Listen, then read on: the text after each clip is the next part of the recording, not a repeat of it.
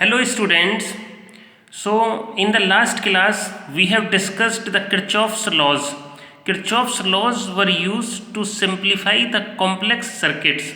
So जो complex circuits होते हैं उनको solve करने के लिए हमने last class में किरचॉफ्स के टू लॉज डिस्कस किए थे, Kirchhoff's current law and second was Kirchhoff's voltage law.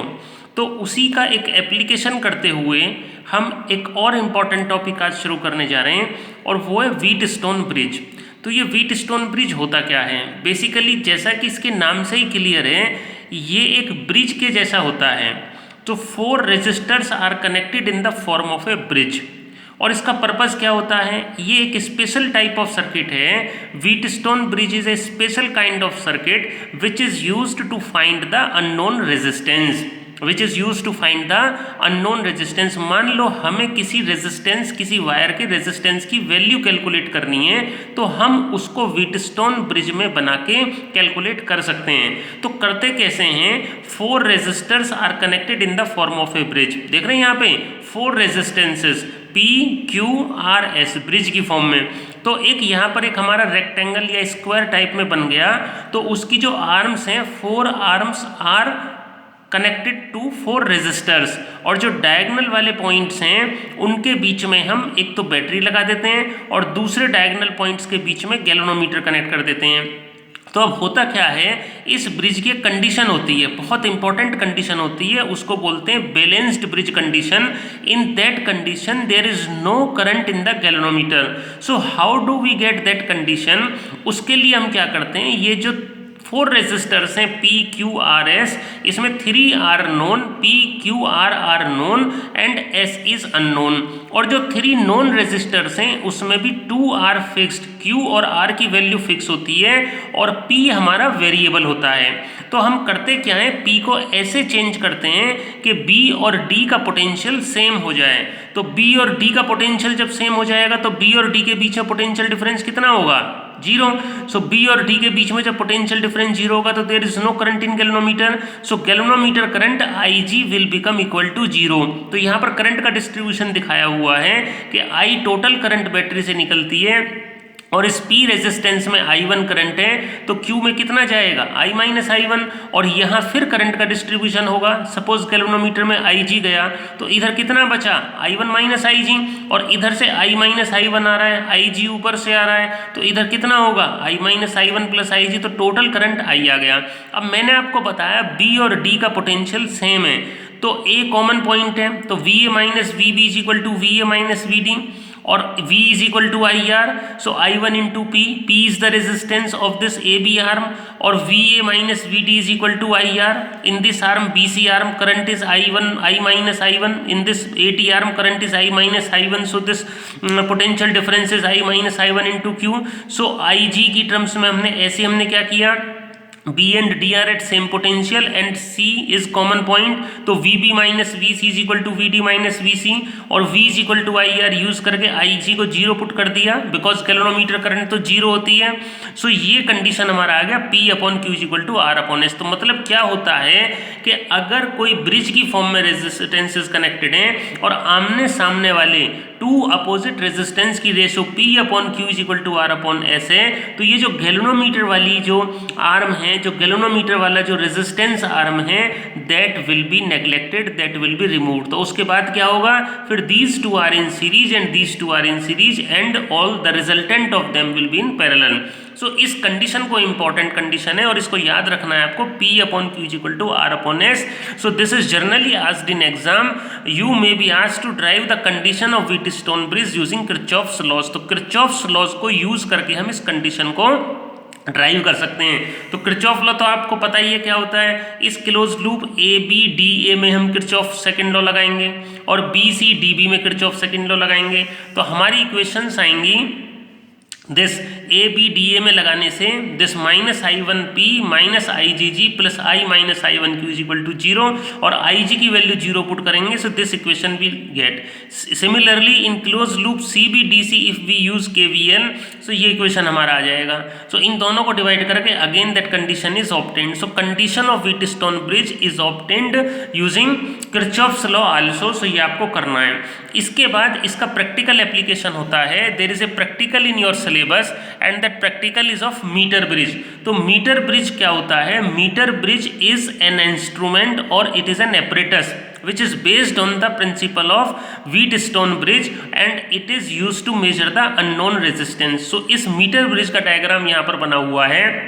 इसमें 1 मीटर लॉन्ग वायर होता है ए बी 100 सेंटीमीटर और constant current is pass through it. These are the copper strip, thick copper strips and there are terminals.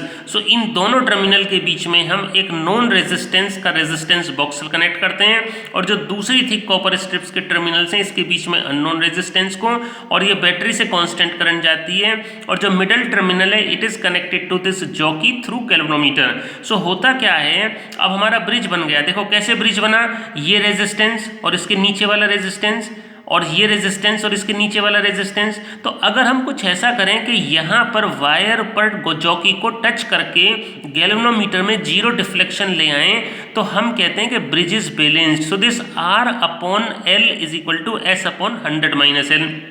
I have written the ratio of length only because material is of uniform cross section and there is a same material and wire का uniform cross sectional area है, तो सब कुछ cancel हो जाएगा तो L L बचेगा। So this is how S is equal to 100 minus L upon L into R we calculate the unknown resistance. So meter bridge के बाद जो नेक्स्ट हमारा इंस्ट्रूमेंट है और ये लास्ट टॉपिक है चैप्टर का, दिस इज पोटेंशियोमीटर।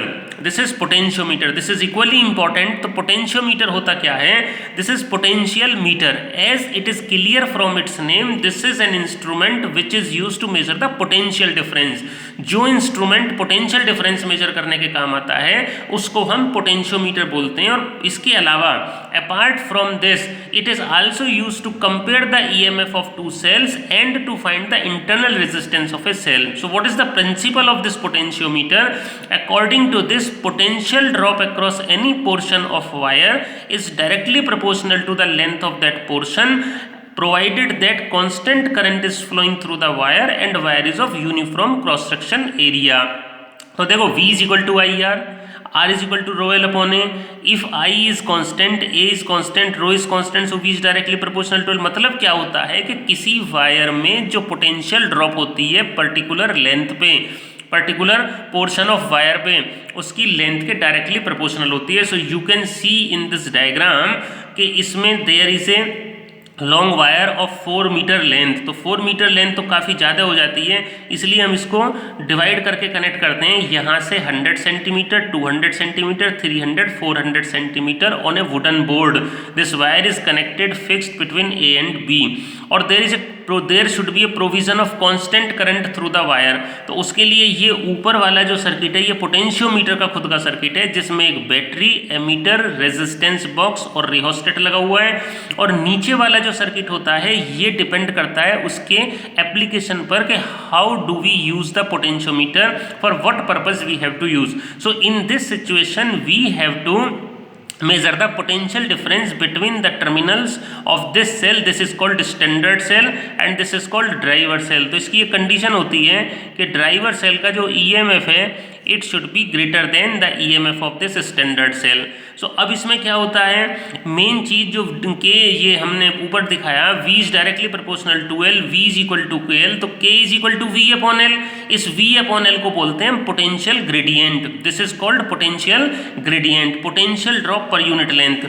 तो अब इसमें क्या होगा, सपोज पोटेंशियल डिफरेंस हमें निकालना है सेल के टर्मिनल के बीच में, तो हम क्या करते हैं, डिफ्लेक्शन को जीरो लेके आते हैं। वही सेम प्रिंसिपल है जैसे व्हीटस्टोन ब्रिज में जीरो रीडिंग लेके आते हैं। तो jockey is touch at different points on the wire. Suppose ये कोई लेंथ है हमारी L, यहाँ पर हमें क्या मिला, नल पॉइंट मिला। जीरो रीडिंग को बोलते हैं नल पॉइंट। तो V is equal to KL। So main problem है कि K को कैसे कैलकुलेट करें। So K is equal to V by L। V total potential across wire and L is the total length. So K is equal to V by L and V is equal to IR. I is the current in potentiometer wire. So this is total EMF upon total resistance. So potential drop across L length V is equal to KL. If we write the value of this potential gradient, then we get the potential difference between these two terminals of cell. So this was the one application. So two more applications we will discuss in the next class. So before concluding, I should give you the homework. These are the questions which you can now solve. Question 3.9, 3.10, 11, 12 of NCERT exercise. If you have any problem, please tell me so that we can discuss. Okay, thank you and thank you so much.